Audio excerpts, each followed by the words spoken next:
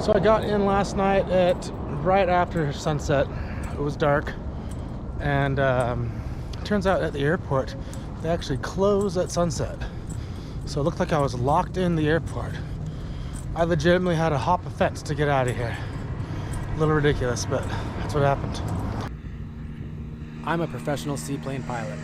I have over 1,000 hours flying seaplanes at Florida, Seattle, and Alaska.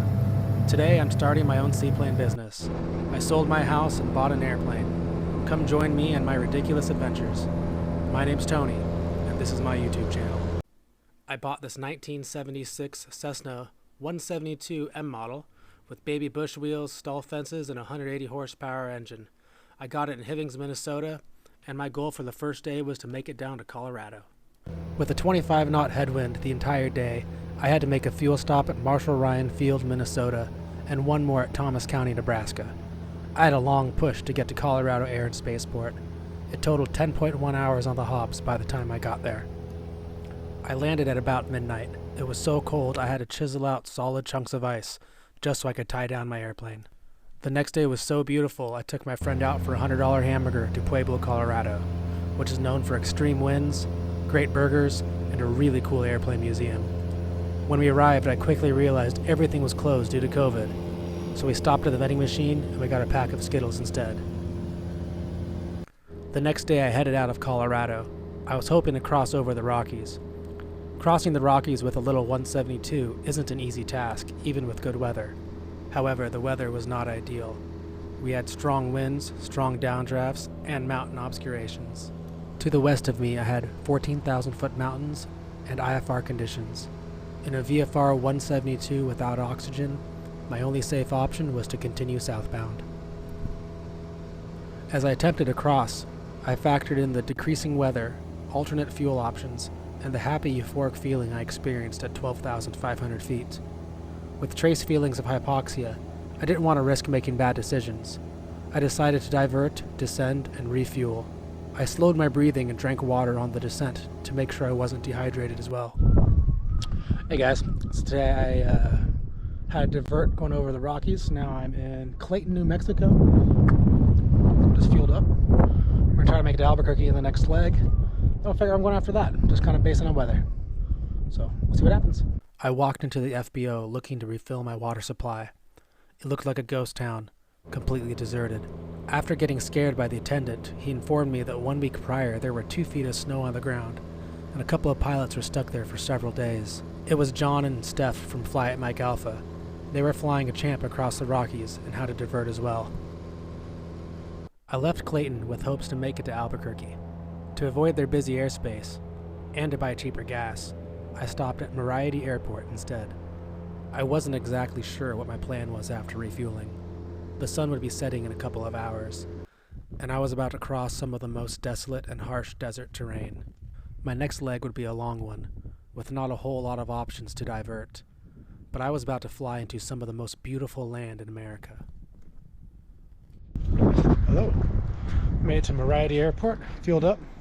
Let's see if we make it to Albuquerque today. I meant Page, Arizona. I gotta go through some mountains and some bad weather, so I'm gonna try to... I don't look very good. So I'm gonna try to make it all happen. If not, I'll land and put it down somewhere. See you at the next one.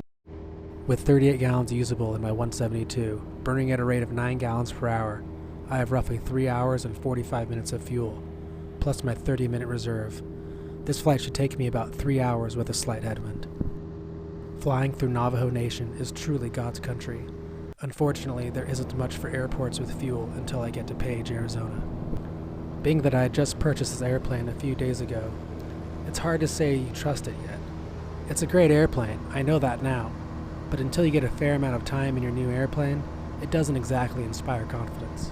I wanted to soak in the scenery, but truthfully, I was looking for places to put the bird down in case I had an engine failure. At 9,000 feet MSL, I only had about 3,500 feet to the terrain. I figured I had about 5 miles to glide and 4 minutes to impact if I suffered an engine failure. Being hundreds of miles from any city or road, my options are limited, especially when it gets dark. The sun set 40 minutes ago. The evening twilight lights my way. I can see Lake Powell on the horizon. Page is just southwest, and I know I'm minutes away. Hey, do you see me? Nope. All the lights just shut off for some reason. Not sure why that is. I landed in Page, and I can't get out of the damn airport. Let's see if I can get out of this place. So I got in last night at right after sunset. It was dark, and turns out at the airport they actually close at sunset. So it looked like I was locked in the airport. I legitimately had to hop a fence to get out of here. A little ridiculous, but that's what happened. So yeah, I found a $35 hotel. It was the Antelope Canyon Inn. It's actually pretty damn good for a $35 hotel. No stains on the floor, didn't smell like bad shit. It's pretty good. Before I did that, I went to an awesome, amazing Mexican restaurant called El Tapatio. I probably spent about $35 on burritos and beer. So, you know, same price for dinner, same price for the hotel. Here's Paige. We'll get you some pretty scenery when we get a little closer. I'm in downtown right now, so I'll show you in a couple minutes. Thanks for watching my first airplane vlog. I flew just shy of 21 hours in the making of this video. Be sure to like and subscribe to support this channel.